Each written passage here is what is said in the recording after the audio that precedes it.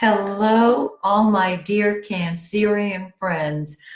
This is Maxine Taylor, and I've got your forecast for January 2020. I have to get used to saying that. But you do too. Before I jump into your beautiful forecast, I want to mention two things that may be of interest to you. If you are an astrology student or even a practicing astrologer, and you know how to read a horoscope, you can read a natal chart if it's put in front of you.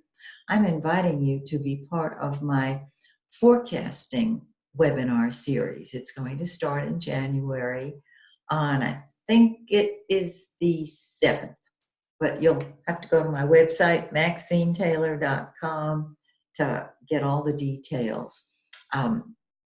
We meet online, and it's just a wonderful, wonderful way of learning. The people who have been in attendance are wonderful, and I invite you to join us. The other thing I want to mention is my New Year's special, if you have not gotten it yet. It's called Foresight is 2020. We've got all kinds of things going on in 2020. It is going to be a wild ride. The first half, wild. Second half, off the charts. So this is your personal forecast for yourself or as a gift for the first 6 months of the year. It's on my website, MaxineTaylor.com. Check it out. Okay, now let's talk about you and this beautiful forecast that you've got. First of all, look at where all the action is. Let's start with Mars, the red planet. Wherever Mars is what you throw yourself into. It's what comes first to you. It's what you'll fight with and fight for. This is the area of children and social life, fun and games. Mars in that 5th house wants fun, wants to enjoy itself. How do you enjoy yourself? Any way you want to. And with children, it's any way they want to. Well, on the 3rd, Mars moves into the 6th house, and you now have an opportunity to focus on your job, on your health. Whenever I see 6th house activity, I always say, get thee to a gym. So you'll be able to throw yourself into your work, into projects that maybe you've kind of put aside because it was Christmas and the holidays, etc. Okay, now the sun, the yellow planet, starts off in the 7th house of partnership and the public. Do you deal with the public in your career? Do you interact with people on a daily basis? You're putting them first. You're making them the center of your life. It's very, very interesting because the sun is the giver of life. Mars is what we throw ourselves into. Nice combo. So, other people, your life centers around them. And with Mercury, the blue planet, right there with the sun, you're thinking about them. You're talking to them, which is great because guess what?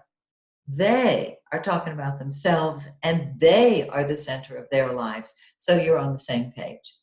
On the 15th, Mercury moves into your 8th house of transformation and secrets. And this is you really analyzing things, getting to the heart of what makes them tick. When the sun moves into the 8th house, which it will on the 20th, your ego undergoes a transformation. This is a terrific time to look closely at the programming you've been living forever and maybe get rid of what isn't working in your concepts, in your beliefs. 8th house also deals with other people's money, so you can actually help other people get their act together, whether financially or give them a confidence in their ability to create money. Now, Venus, the pink planet, has been in the 8th house. It's still there. And so your love nature has been undergoing a change. And what you love and whom you love is private. It's nobody's business. Well, on the 13th, Venus moves in to that ninth house, and you see a much bigger picture. If you've been concerned about somebody, if you've fallen for somebody and they're not really giving you what you want, if you're regretting something about a relationship, you will come out of that state and move into a much bigger view of life when Venus moves into your ninth house. I love it. I just love it. Now, the ninth house is travel, long distance travel. It's long distance communication. Is there somebody at a distance who you want to see, who you love, who you care about? Are you thinking of maybe going back to school and taking higher education courses? That'd be good too. So that's part of the forecast. Now, on the 10th, we have a full moon. But it's not just any full moon, it's an eclipse of the moon. And whenever we have an eclipse, it is so much more powerful than just a regular full moon, which is powerful in and of itself. This lunar eclipse falls in your first house. And this is you saying, I'm doing things my way. I'm doing what I want, when I want, how I want, because I can. Bravo to you. This is you saying, it's my turn. I'm taking care of my health, my body. I'm taking care of me. Now remember, eclipses are at their peak 3 to 4 months after they occur.